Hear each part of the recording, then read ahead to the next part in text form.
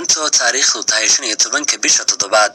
waxa muddo 120 maalmood ay ka harsan tahay waqtiga u asdaysan inay dhacdo doorashada madaxweynaha Soomaaliland oo ah 5 sanaba hal mar waxana isla maanta ku eeg waqtiga kama dambaysta ah ee laga rabo in guddiga doorashooyinka Caymaan waqtiga la qabanayo doorashada sida uu dhigay qodobka 6 faqradiisa labaad ee xeerka guud ee doorashooyinka iyo diiwaangelinta codbixiyayaasha xeer lambar 19/2020 kaasi oo u dhigan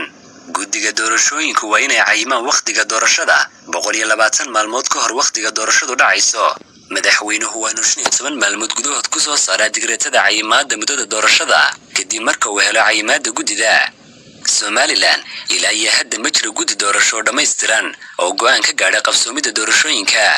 waxaana kaliya la ansixiyay oo la dhaariyay 4 xubnood guddida halka xubnihii kale aan xataa weli la ansixin khilaafka siyaasadeed ee u dhaxeeya xukuumadda iyo mucaaradka ayaan isna weli heshiis laga gaadhin waxaana socda kulankii afraad ee loo ballamay wixii ka dambeeyay markii ergada dhexdhexaadintu ay soo galeen hawsha saddexdii kulan ee ka horreeyay kan hadda socda ayaa u muuqday kuwo la isugu soo dhawaaday sida laga dheehanayay sawirada iyo muuqaalada laga soo qaaday kulamadaasi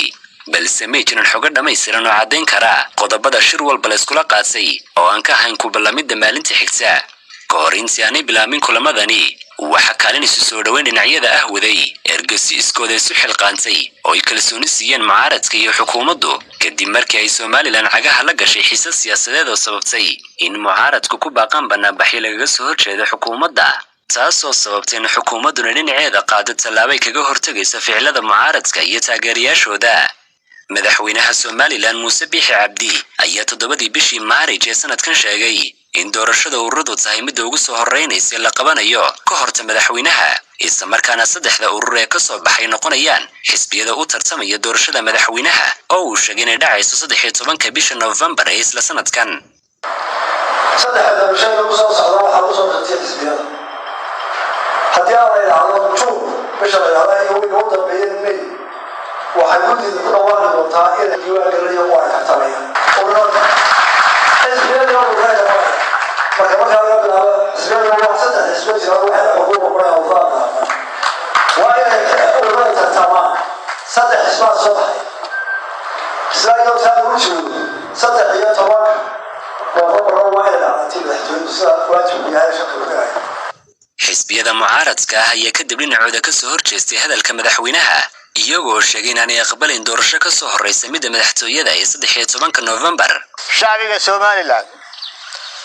waxaan u sheegayaa in doorashadii madaxtooyada Jamhuuriyadda Soomaaliland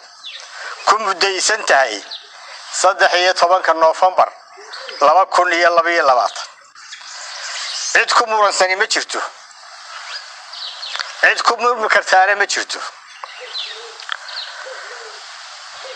waxa galaya oo sharci ah saddexda xisbi qaran ee hadda jira anaga Cabdiraxmaan labada xisbi baabiisid oo tilaawaayda baabinayaana waa joogayaan ku suurtagali mayso wadahadalada hadda ayaa mucaaradku sheegay inay u socdaan si wanaagsan oo dhinacyadu isla garnaqsanayaan lana filayo in madaxtooyada la isugu tago maalinta Axadda ee soo socota sida uu shalay sheegay Cabdiqaadir Shirde oo ka tirsan xisbiga mucaaradka ah ee wadani shir wanaagsan ayaa noo dhacay si wanaagsan oo ixtiraam iyo milgale ayaa qolol baraageedu cabirtay marka waxa hawsha ku xigtaana waxa weeye Axadda iyadoo la isu dhan yahay madaxtooyada la isugu tago walka laga sii anba qaado